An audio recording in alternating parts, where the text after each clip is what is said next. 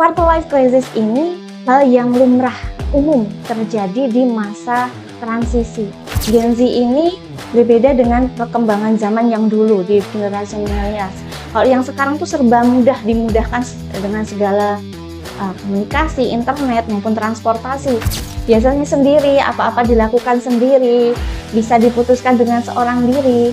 Tapi ternyata di dunia pernikahan nanti sebenarnya tidak mudah, harus ada komunikasi, siap ada perubahan. Di media sosial itu kok membuat kayak semakin gelisah, khawatir ketika teman-teman sudah pada sukses, teman-teman sudah pada bisa membuat rumah, begitu ya. Sedangkan saya di sini masih gini-gini aja nih.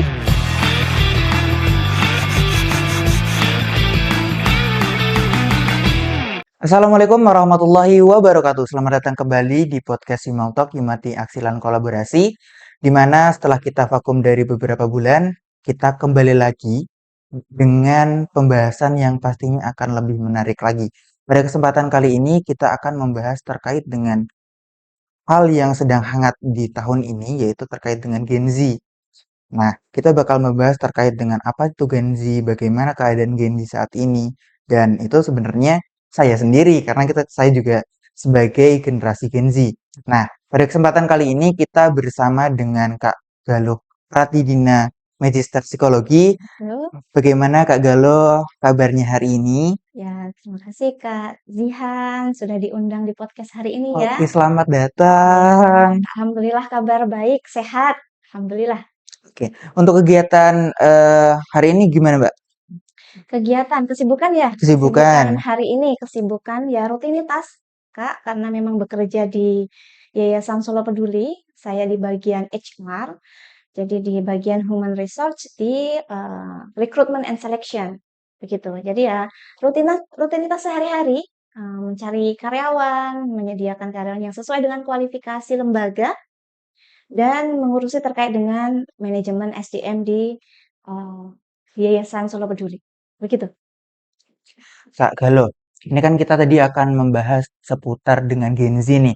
Nah, saya juga kan sebagai generasi Gen Z itu sering disalahpahami sebagai generasi yang kadang mudah nyerah, kadang itu banyak dramanya. Nah, sebenarnya kan kita dengan generasi-generasi lainnya itu kan berbeda ya dalam posisi perkembangannya. Kita kan berkembang di era teknologi yang dimana perkembangan teknologi saat ini itu benar-benar pesat gitu loh. Nah, kalau dulu kan di rentan umur 20, 19, sampai ke 25 itu kan paling ditanya terkait dengan bagaimana pekerjaannya, bagaimana untuk urusan nikahnya, kapan nikahnya segala macam. Kalau di Gen Z ini kan kadang pertanyaannya bukan itu lagi. Pertanyaan kita gimana bisnisnya, udah punya bisnis belum, kapan nikahnya, apalagi dengan pertanyaan-pertanyaan yang kadang udah punya investasi belum, karena kan kita juga dilihat dari sosial media terkait dengan Gen Z ini kan banyak yang Gen Z udah mulai sukses, udah mulai punya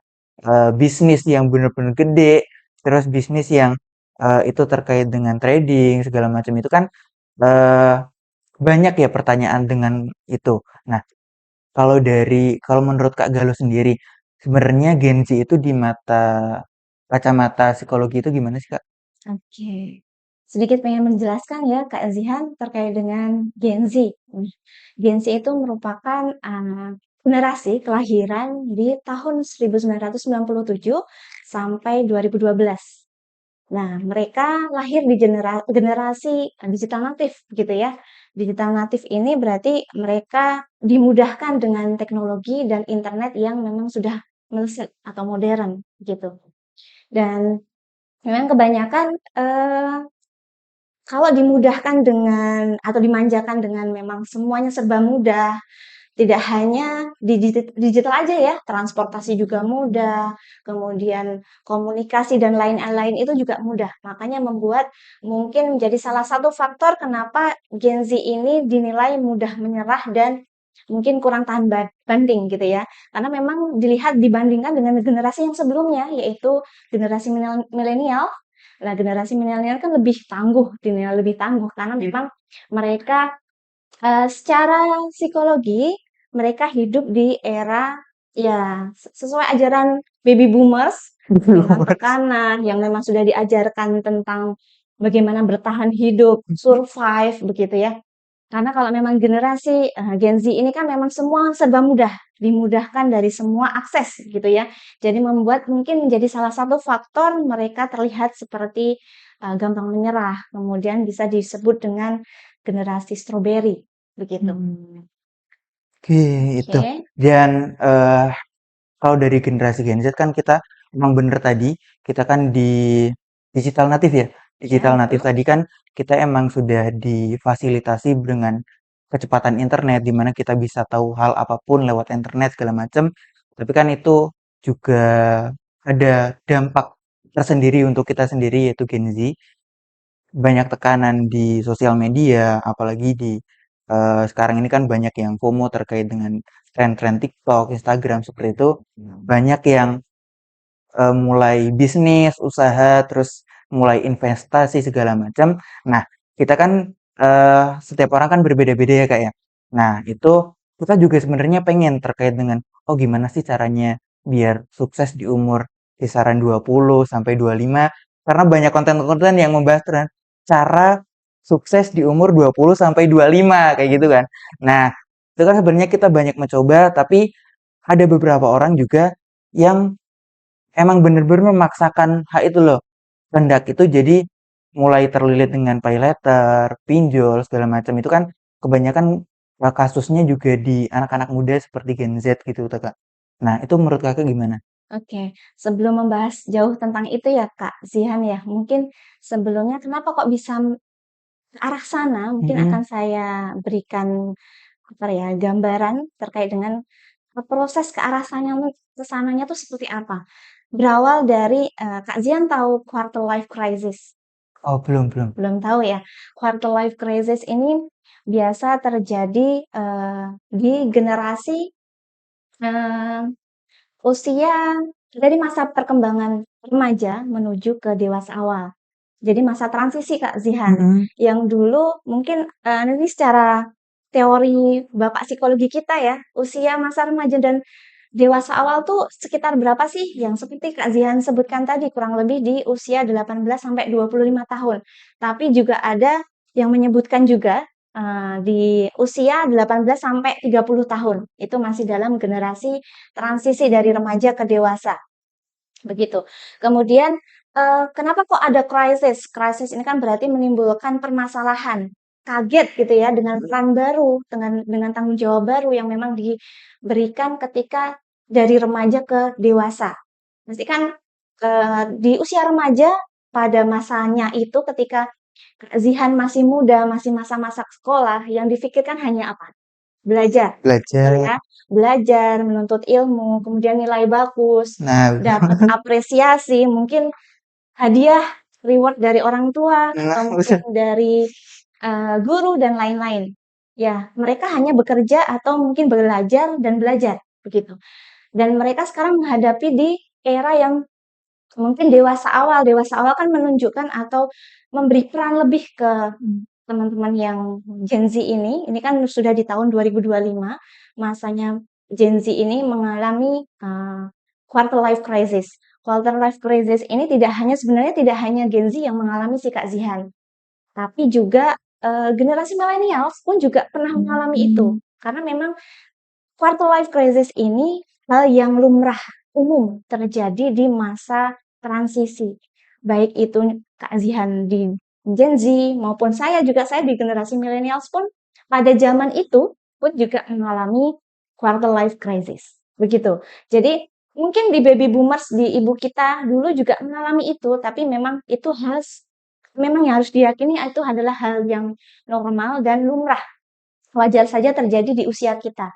Jadi ya kita jalani saja memang itu adalah fase kehidupan kita ketika remaja. Remaja menuju ke dewasa, begitu Kak Zihan. jadi quarter life crisis tadi itu juga sebenarnya nggak hanya dialami oleh Gen Z sendiri. Betul, Oh, berarti generasi-generasi sebelumnya juga mengalami hal itu betul. karena itu juga transisi dari masa Remaja remaja menuju ke ke dewasa. dewasa. Kok kenapa kok di sini banyak pertanyaan yang memang kenapa kok generasi Z atau Gen Z ini sangat rentan ya terkait dengan quarter life crisis karena memang Gen Z ini berbeda dengan perkembangan zaman yang dulu di generasi millennials. Kalau yang sekarang tuh serba mudah, dimudahkan dengan segala komunikasi, internet maupun transportasi yang memang membuat Gen Z ini seperti dapat mengakses seluruh ini ya, dari media sosial gitu ya Kak Zihan ya. Dari media sosial kemudian seperti yang Kak Zihan tadi sampaikan, di media sosial itu kok membuat kayak semakin gelisah, khawatir ketika, oh teman-teman sudah pada sukses, teman-teman sudah pada bisa membuat rumah begitu ya. Sedangkan saya di sini masih gini-gini aja nih, nah kayak gitu. Jadi memang itu lumrah terjadi sih di usia sekian, begitu. Kemudian terkait dengan tadi yang Kak Zihan sampaikan, quarter life crisis, Kak Zihan sudah tahu ya. Kemudian mungkin ada tanda-tanda yang memang dialami di quarter life crisis Kak Zihan. Mungkin Kak Zihan bisa nanti, oh apakah saya mengalami itu? Nah, betul Gitu. betul. Mungkin bisa saya sebutkan yang pertama, Kak Zihan, apakah ini ya masih mempertanyakan tujuan hidup ke depan? Masa depan saya masih Masih, begitu. masih seperti Oke. itu. Oke, tujuan ke depannya saya setelah ini Kak Zihan kuliah ya? Masih kuliah. Kuliah, kemudian setelah lulus kuliah pengen jadi apa? Bingung? Masih bingung. Masih bingung. Berarti ini masih masuk nih tanda-tanda di quarter life crisis. Yang kedua, terkait dengan tujuan tadi tujuan hidup ya, kemudian terkait dengan em, kebingungan mungkin karir gitu Karir. ya, karir, kemudian kegelisahan, kekhawatiran ketika yang lain sukses, Kak Zihan belum. Nah, Belum. begitu. Kemudian terkait dengan mungkin pengen mencapai sesuatu yang sudah misalkan Zihan sudah memiliki pencapaian, tapi ternyata kok merasa kurang bahagia gitu. Jadi kayak saya udah mencapai sesuatu ini ya, pencapaian yang memang dirasa orang lain tuh sudah cukup, tapi ternyata saya masih masih kurang aja sih. Nah, seperti itu juga bisa Kak Zihan. Dan mungkin ada banyak faktor lain selain di tadi ya, pokoknya terkait dengan kekecewaan, kegelisahan, kekhawatiran itu yang memang sebagai tanda-tanda quarter life crisis ini. Gitu. Oke. Berarti kan ciri-ciri masuk ke quarter life crisis tadi kan bimbang terkait dengan tujuan hidupnya, terus Betul. juga sama apa tadi, Mbak? Mungkin keinginan Mary gitu, Mary itu apa Oh, ya, keinginan ingin iri. sukses, iri Iri. dengan, eee, kesuksesan orang lain, kayak gitu. Oke. Kalau itu kan sebenarnya saya juga mengalami terkait dengan itu. Nah, menurut Kak Galuh sendiri itu sebenarnya permasalahan itu tuh perlu ada pendampingan profesionalnya nggak sih, Mbak? Oke. Kak, mohon maaf masih Betul, oke. masih Kalau kasihan, oke. Perlu pendampingan profesional atau tidak? Sebenarnya, tergantung ke tingkat keparahan kan ya, karena memang quarter life crisis ini bukan merupakan ini Kak, mengganggu kesehatan mental atau tidak, tergantung bagaimana menyikapi. Misalkan Kak Zian memang sekarang pada fase quarter life crisis, tapi ternyata Kak Zian bisa mencari jalan keluar, gitu.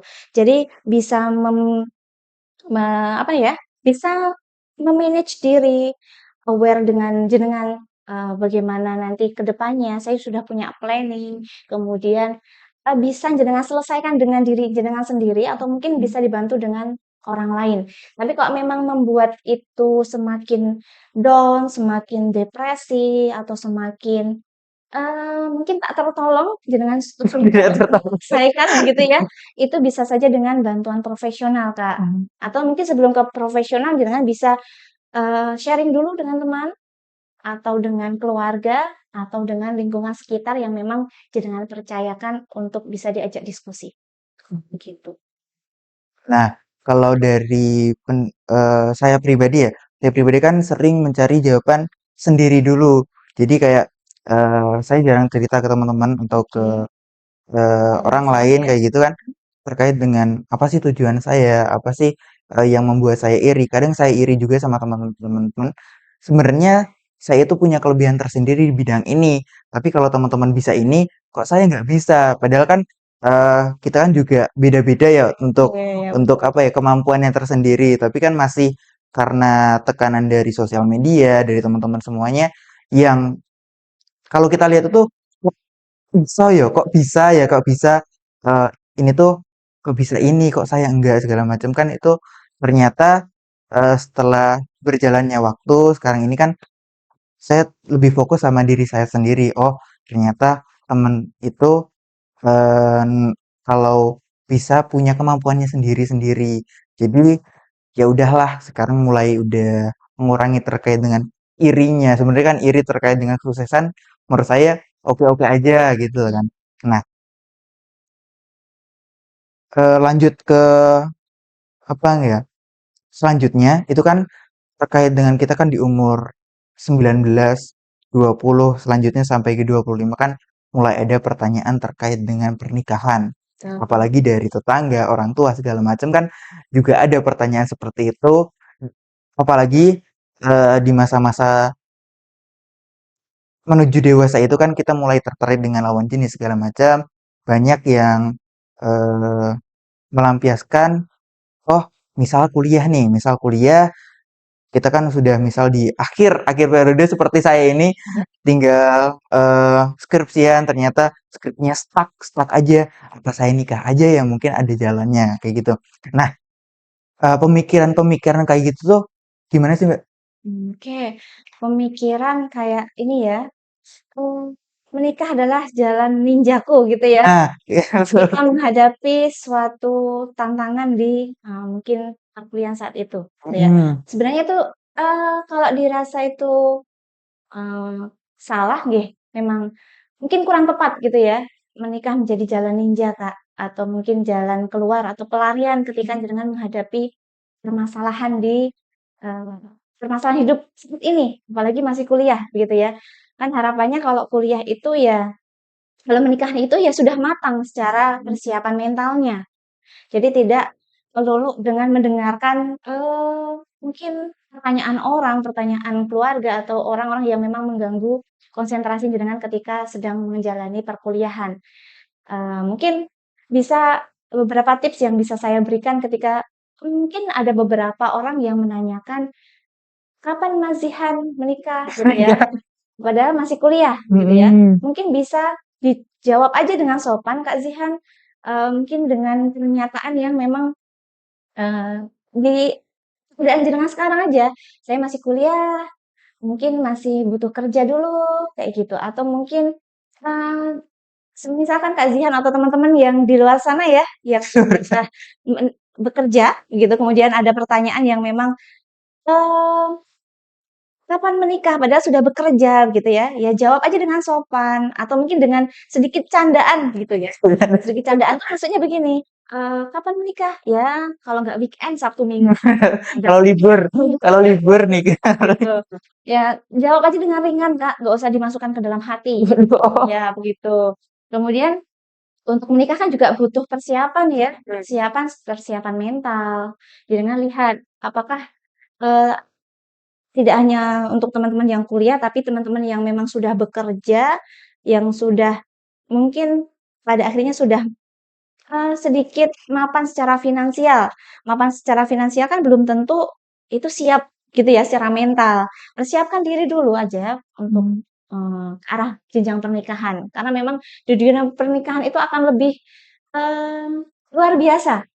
Menurut jenengan, menurut teman-teman ini kan, menikah itu, bisa apa namanya tadi ya, apa ya mengurangi mengurangi tekanan mengurangi dari tekanan luar. dari lingkungan luar gitu. Padahal sebenarnya tanggung jawabnya akan lebih besar lagi ketika menikah. Kalau jenengan tidak bisa mengolah atau bisa me-manage itu malah akan lebih beban lagi ketika dengan jalan keluarnya adalah menikah, begitu. Dan karena di persiapan mental itu nanti memang panjang jalannya, Kak, gitu. Oke, untuk persiapan mental sendiri ya mungkin ada ciri-ciri yang sudah siap mental itu ada nggak sih Kak? Siap mental ya, berarti ya memang harus, menabung atau mencari ilmu dulu, Kak, Mm-mm. di dunia pernikahan. Mungkin jenengan, Kak Zihan apakah atau teman-teman yang lain ya, apakah sudah memastikan jenengan siap menikah? Kemudian, yang pertama bisa melihat pada diri sendiri, kan nanti kalau sudah menikah, kamu siap untuk saling menghargai dengan pasangan, Mhm. kemudian apakah siap dengan perubahan? Ya, karena memang secara, kesehatan mental harus mempersiapkan itu dulu. Oh. Kesiapan perubahan ya, harus siap dengan adanya perubahan. Misalkan pada biasanya sendiri, apa-apa dilakukan sendiri, bisa diputuskan dengan seorang diri. Tapi ternyata di dunia pernikahan nanti sebenarnya tidak mudah, harus ada komunikasi, siap ada perubahan. Misalkan kita maunya A, ternyata suami maunya B. Mmm. Nah, kita harus mencari jalan keluar atau mungkin saja nanti kita kesepakatan di C, kan seperti itu. Jadi harus siap perubahan tadi. Selain siap perubahan, kajian juga harus mempersiapkan bekal, ikut kajian pranikah atau mungkin ikut seminar-seminar atau mencari ilmu, begitu. Orang-orang yang sudah siap menikah ya pasti mungkin ya tidak selalu tentang dengan finansial. Mungkin salah satunya adalah finansial yang mulai membaik. Oh. Membaiknya ya siap untuk nanti menanggung menjadi tanggung jawab seorang suami atau istri begitu, kemudian siap menerima keadaan nanti adanya perubahan, perubahan yang pada awalnya kita sendiri, menikah kan sudah bisa saja menjadi istri, sebagai anak, dan mertua. Jadi ada persiapan di situ, apakah mentalnya sudah siap, begitu. Kemudian saling memaafkan tadi, apakah sudah bisa memaafkan mungkin dengan perlakuan sedikit kecil ya, dari teman-teman di lingkungan pekerjaan, kalau ada kesalahan apakah sudah ikhlas memaafkan? Ketika kejadian di luar, ada sedikit miss dengan orang luar, apakah sudah bisa memaafkan? Begitu juga kita bawa nanti di rumah tangga, kalau ada kesalahan, apakah kita bisa memaafkan? Kemudian juga bisa berkomitmen. Komitmen nanti apakah jenengan sudah berkomitmen, "Saya sudah siap menikah atau belum sih? Saya sudah punya komitmen belum sih untuk jangka panjang atau jangka pendek dengan suami saya nanti?" Gitu. Nah, itu kan untuk, persiapan mental ya, sebenarnya kan kalau dilihat dari perkembangan teknologi sekarang, terus di media sosial segala macam, YouTube segala macam kan sebenarnya di Gen Z itu, untuk kesiapan terkait dengan menuju pernikahan, di mentalnya itu banyak yang hanya, berilmukan dari sosial media. Misalnya Oke. tips bagaimana, eee, sebagai, sukses setelah menikah atau segala macam itu kan mungkin tips and triknya udah ada, tapi besar resikonya itu kebanyakan sebagian besar itu di kita di Gen Z itu yang usia pernikahannya di pernikahannya mungkin di rata-rata umur 25 sampai 23, 20 seperti itu, 22 lah sampai 25 itu kebanyakan permasalahannya di finansial. Oke. Nah, ada beberapa kasus yang mungkin sudah saya temui terkait dengan itu. Nah, yang terkena kasus di finansial ini ujung-ujungnya lari ke investasi. Yang mungkin itu investasinya yang nggak tahu kita itu bener atau enggak. Nah, investasi yang mungkin bodong, Ya. terus mulai dengan apalagi di tahun ini ramai dengan kenaikan harga emas.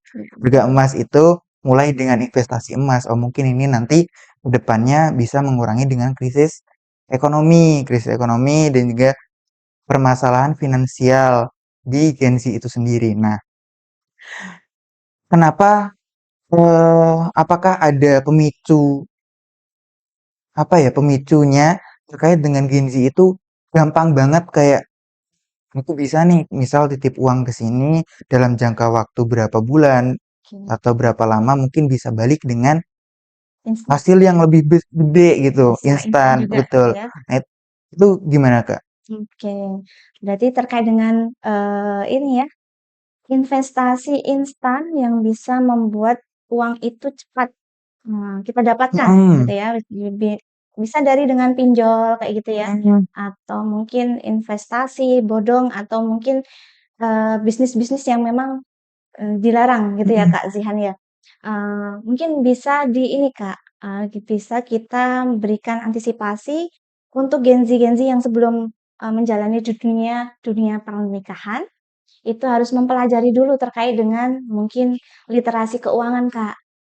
Nah, literasi keuangan itu ya terkait dengan bagaimana memanage uang ketika teman-teman itu sudah bekerja atau mungkin sedang kuliah dan disambi dengan bekerja, kemudian sudah berumah tangga, itu ya harus pintar-pintar memanage keuangan. Kita misalkan pendapatan, misalkan UMR ya, kalau di Solo kan memang sudah terbiasa pendapatan UMR atau mungkin lebih dari UMR. Kita harus saving, kita harus investasi kayak gitu, atau mungkin kita plottingkan jenengan untuk kebutuhan rumah tangga, untuk kebutuhan anak. Yang penting ada manage keuangan itu atau mencari literatur literasi terkait dengan keuangan ya bisa belajar dari sosial media sekarang banyak Kak Zihan. Jadi bagaimana memanage keuangan dengan baik. Kita bagaimana setiap bulannya untuk mengatur keuangan ini biar bisa menabung intinya begitu. Bisa dari sosial media, campaign-campaign kan banyak Kak. Atau mungkin ikut workshop, belajari tentang literasi keuangan saja dulu gitu ya. Yang kedua, kenapa teman-teman itu kok terjerat pinjol? Itu karena memang ada tekanan gaya hidup Kak, lifestyle yang memang semakin ini ya, semakin merajalela di dunia, apalagi ketika teman-teman Gen Z itu merasa pencapaian orang lain itu kok tinggi, pakaiannya bagus-bagus kayak gitu ya. Karena memang dia terjebak di lifestyle gitu. Lifestyle itu ya gaya hidup yang memang selalu gimana ya? Dengan tren, mengikuti tren terus. Kemudian ada teman yang membeli barang-barang branded, mereka ikut, kayak gitu. Jadi lifestyle yang memang sehari harusnya kita bisa masak gitu ya untuk kemenuhan kebutuhan sehari-hari untuk perempuan-perempuan ini yang misal muslimah-muslimah yang memang sudah jadi ibu rumah tangga, daripada kita beli jajan, mending kita masak. Walaupun rasanya kurang enak, kita berlatih terus gitu. Dirasa masakannya masih kurang asin, kurang manis kayak gitu, masih kurang enak, kita belajar aja terus sampai kita bisa. Nah, terbiasa, bisa karena terbiasa, itu contohnya. Kalau lifestyle tidak terus jajan terus, harus nongkrong di kafe, kan anak muda zaman sekarang kan nongkrong, Nongkrong, untuk pemenuhan kebutuhan yang harus piknik healing, gitu kita ya. perlu healing juga. Karena memang healing itu salah satu mungkin untuk reda stres Nah, ketika betul. bekerja atau di kehidupan rumah tangga kayak gitu. Kalau memang healing dilakukan sebulan sekali nggak apa-apa, tapi kalau Setiap hari, dia tiap pekan, weekend, kemudian healing terus, itu healing. kan juga akan memakan banyak dana kan Nah, begitu. Kemudian tadi selain dua tadi lifestyle dan yang pertama tadi ya, yang ketiga mungkin ini Kak, adanya FOMO, tahu FOMO? FOMO. FOMO dan YOLO Kak. FOMO itu fear of missing out, kalau YOLO itu you only live once, tahu ya? Kalau FOMO YOLO itu mereka terbiasa tren anak muda zaman sekarang itu kena terpapar itu virus FOMO dan YOLO. FOMO. FOMO dan YOLO itu kalau FOMO itu kan merasa takut tertinggal tren teman-teman zaman sekarang. Kalau sudah berumah tangga, oh temennya beli jam begitu ya, beli jam tangan bagus, saya juga akan ini beli yang lebih bagus lagi.